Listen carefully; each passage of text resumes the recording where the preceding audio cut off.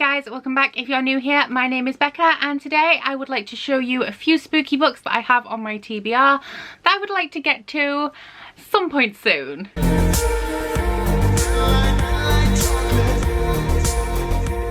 So I have made a few of these list type videos in the past. Around this time last year I made one with all of the thrillers that I own that I haven't read yet and asked you guys to suggest which ones I should prioritise. If you guys did watch my October Bookopoly TBR, you may recall that at the beginning one of the requirements that I asked of Bookopoly, but Bookopoly never listens to me, is that Bookopoly would allow me to read the list of spooky books that I had compiled that I would very much like to read in October. Bookopoly, as I said, does not usually listen to what I want, and so she only allowed me to fit a couple of books onto my official October TBR. However, I did ask you guys on Twitter whether you wanted me to make a video anyway with all of the spooky books in.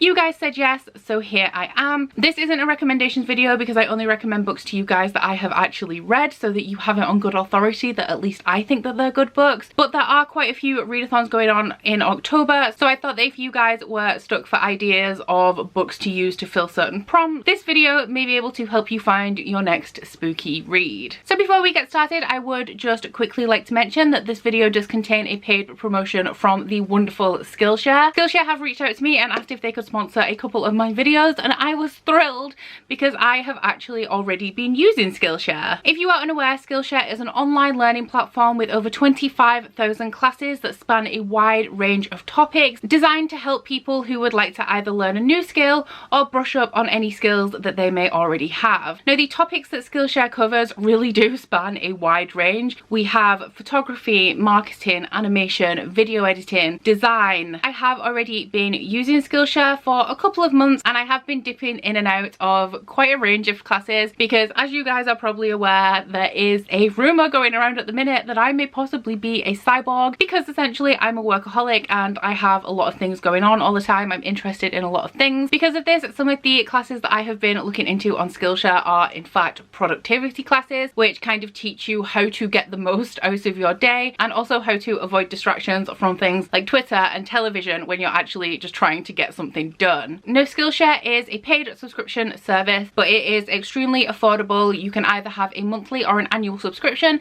and the annual subscription does average out at less than $10 per month. Now, understandably, signing up to a paid subscription can be a commitment if you're not quite sure yet what you are getting yourself into, which is why I am extremely happy to say that I have a link for you guys down in my description box that will give people who click on it 2 months premium membership to Skillshare, which will give you unlimited access to all of their classes. Now, obviously I would recommend that you go and do that and try Skillshare out for a little while and just pick something that you have in mind, a skill that you'd like to learn or something you have done in the past that you would like to update yourself on, and just pick a class. It will cost you absolutely nothing and you may learn something new. Now, moving on to the spooky books that I have to show you guys today, I am going to start off with the couple that Bookopoly did actually allow me to read in October, and then we will be moving through the rest of the books that I own that I think have spooky topics. These can be paranormal topics like witches or ghosts, they can be classic horrors, just anything that I feel would be a perfect read for around the Halloween time. So the first one I have is Gideon the Ninth by Tamsin Muir. Now, this is a 2019 release that has been pretty hyped, especially on Twitter. I haven't seen many reviews for it yet, but the people who have read it that I follow on Twitter are really loving it. Now, this is a science fiction, but I do believe that it has quite a few dark topics in there, and the main character, or main characters I believe, are lesbian necromancers. Now, I don't know a whole lot about the plot of this. I'm quite happy to go in pretty blind. The only thing I know about it is that it's quite complex in its terminology and the names of the characters, and I'm feeling it will be a little bit dense, but honestly all I needed was lesbian necromancers in space to know that it would be perfect for October and something that I 100% would like to read. The other one that I should be reading in October is My Best Friend's Exorcism by Grady Hendrix. Now, this is a classic exorcism story as far as I am aware, where our main character's best friend becomes possessed and she is trying to perform an exorcism. This book is set in the 80s, which I'm really excited about because the 80s is one of my favourite time periods.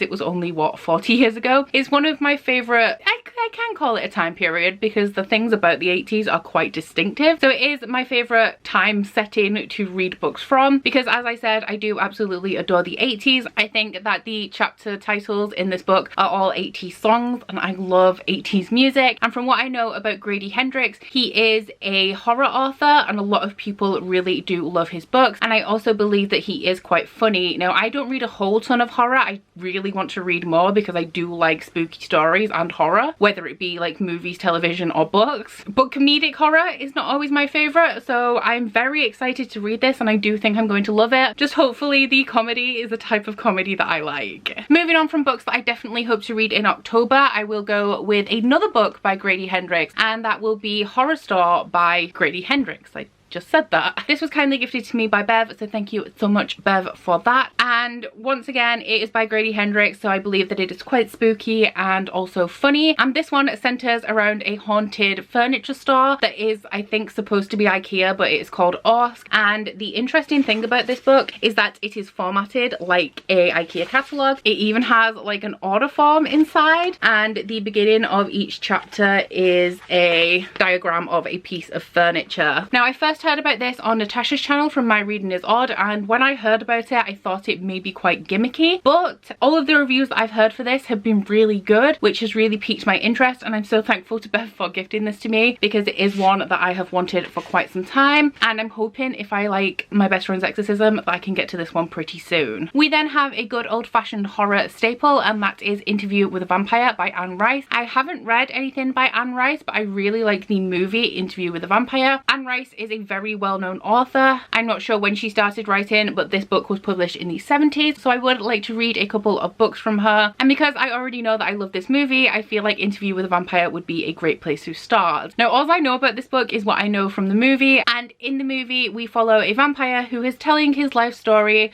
from before he was a vampire all the way through his vampiric life and his relationship with a notorious, really ancient and badass, in my opinion, he's not really a great guy, vampire called Lestat. Now, as I would very much like to read this, it is also worth mentioning that I have the sequel, The Vampire Lestat. I think there is a third book, and I'm not sure how they're related, whether they're direct sequels or companions or whatever, but I have picked both of these up from charity shops and I'm very interested in reading them. One that may be the least spooky book on this list, but I just feel like it's perfect for October and has a little bit of spooky vibes, is The Villain's Duology by V. Schwab. Now, I don't think I'm going to be getting to this in fall because I do think that I will be buddy reading this with Jade from Jade Rereads when we have finished reading all of Leigh Bardugo's books. But this is a V. Schwab book that I am very interested in. I have previously read 2 V. Schwab books before and I liked them, but they didn't absolutely blow my mind. And normally with authors, I do like to read in publication order when I can. But with V. Schwab, because I've read other books by her and they haven't blown me away, and that's kind of not put me off, but made me a little bit more reluctant to pick up her books, I do want to try again with the book of hers that seems the most interesting to me, and The Villain's Duology is that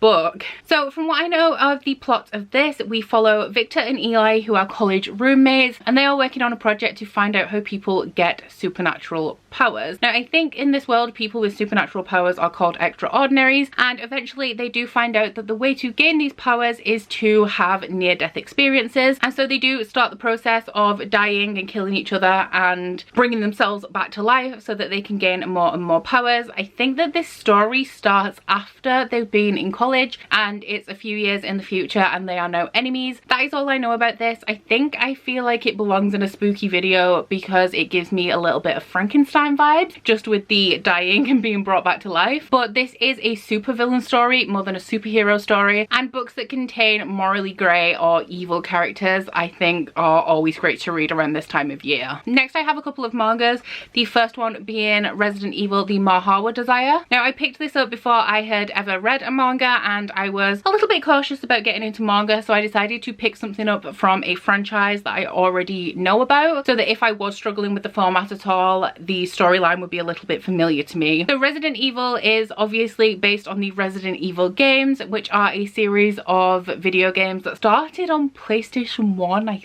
think, and are still being made today, that follow a group of people who are investigating various zombie outbreaks, it seems, because I know like the first few games followed like a particular story arc, but now they keep going to places and they're surprised when there's zombies there, which at this point I wouldn't be. But obviously, as this book does contain zombies, then it's a perfect fit for Halloween. The second manga I picked up at the same time, and I'm really sad that I haven't got to this one yet, but that is Death Note by Tsugumi Oba and Takeshi Obata. Now this is a very popular manga series. There have been multiple adaptations of this, I believe, and I have seen part of one of them many years ago, and I was just instantly hooked. So when I decided that I wanted to get into manga, this was one of the first ones I definitely wanted to pick up. Now the plot of this I'm not 100% sure on, but what I know is that it follows a boy who finds a black notebook, and if you write somebody's name in that notebook, then that person will die. And then we also have a character in here who's like a big monster. I think there's a picture of him at the beginning, and I think he is a death god. So from what I remember of watching the adaptation, the death god is actually a pretty cool guy, but he is a big scary monster looking creature, and this is a manga that deals with death. I may actually see if I have time to pick up a manga at some point this month and read one of these, because these have been sitting on my shelves for nearly a year now, and all of the other manga and graphic novels that I have pretty much read or at least started the series, so I need to get a shuffle on with these guys. This one I picked for its paranormal vibes, but I'm not sure how scary or spooky the book actually is. But that is A Discovery of Witches by Deborah Harkness, which is a very popular paranormal or romance slash historical fiction series. Now I may get the synopsis of this completely wrong, so please forgive me if I do, but I think this follows a woman who is in Oxford University or Oxford Library, and she finds an ancient scroll, and the scroll kind of introduces her to this world of witches and demons and supernatural creatures. There is an adaptation of this that I have not watched. I really like the cover of this edition, which is why I finally picked up a copy of this. However, I'm not the biggest fan of historical fiction, so I'm not sure if I'm going to love this, but I am willing to give it a try. I will read at least the first book because I'm hoping it is a series I can get into, and it seems like it has a lot of elements that I will really enjoy. I now have one that I am really sad that I could not get into my October TBR, and that is The Devouring Grey by Christine Lynn Herman. Ryan bought me this for my birthday. Back when I asked for it for my birthday, I was really excited to read it, and I still am really excited to read it, but I didn't manage to get it in my TBR, and it would be a perfect book for October. So what I know about the plot of this is that it takes place in a small town in America. I think it may be New York State, although I'm not entirely sure why I feel like I can be that specific with the location, but it takes place in a small town, and it's kind of like Riverdale, where we have families that have lived there for generations, but these are called the founding families, and this book follows the teenagers of the founding families at the time when this is told. Now I think our main character is somebody who is the teenager of a founding family, but she knows absolutely nothing about this town because she has lived outside of it for all of her life, and she has just moved back there with her mother. Now the thing about this town is that there is something called the Devouring Grey, which is essentially a mist that creeps in and contains, I'm not sure if it contains monsters or whether it is actually the mist that is the problem, but regardless, the founding families are responsible for controlling and keeping back the Devouring Grey, and for some reason at this present time they are unable to do that. The rest of the books I think I've received in recent Owlcrates. I'm loving that subscription boxes are giving me all of these spooky books. I'm just sad that I can't read them because my collection of spooky books is growing and Bookopoly has not been any nicer to me. But the first one is a classic horror story. I'm not sure how old a story has to be to qualify as classic, but this was written in 1959, and that is The Haunting of Hill House by Shirley Jackson. This is a Penguin horror edition, and it was a secondary book that was included in the Owlcrate. I have to admit I do not know a whole lot about this, but I do know that there was a Netflix show created based on this. I am very excited to watch the Netflix show. I may even watch it without reading the book, but my interest is piqued for this particular story because of the Netflix show, and from what I've seen of the trailer, I know it includes a haunted house. I think, is this the one where there's a group of writers and the writers go to the house for some reason and it's haunted. I don't know, I should have looked this up before I made this video. The next one I have is The Bone Diggers by Emily Lloyd Jones. This is a 2019 release. I believe it has just been released, and this follows a girl who is a gravedigger in a town where the dead don't stay dead. So apparently the dead do tend to rise, so this is a normal thing that happens, and somehow our main character has to deal with that, being a gravedigger. Why does she dig up dead bodies if they're just gonna come to life?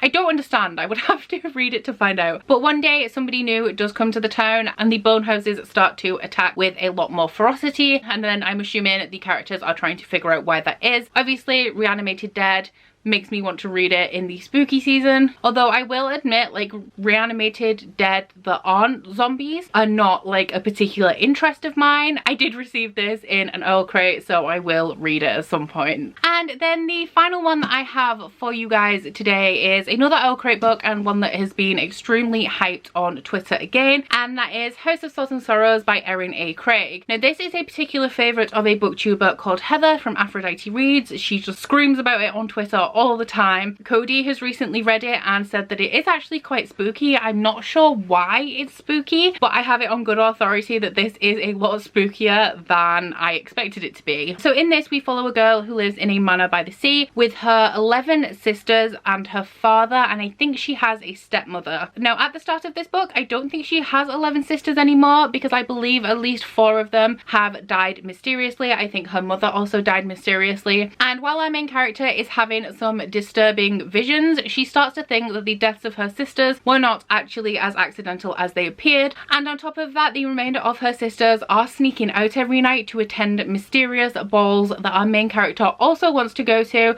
but she is unsure about. I think that there's some kind of curse on the family, or they're dancing with ghosts. I don't know, but I'm intrigued. I'm intrigued about this. I admit it. I really want to know what's going on here. So that is it for my list of spooky books I would like to get to sometime soon. Please let me know if you have read any of these and what you thought about them, and also please feel free to recommend me some spooky books that you think that I may like. And also please don't forget to check out Skillshare. Once again, all of the information will be in my description box, along with that link that will get you 2 months free unlimited access to all of their classes. And also, of course, thank you once again to Skillshare for kindly sponsoring this video.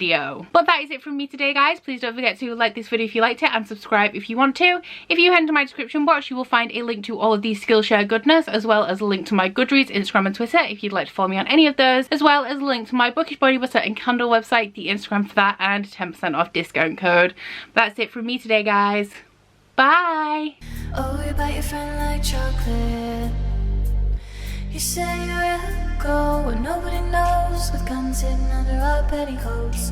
We're never gonna quit it, no, we're never gonna quit it, no.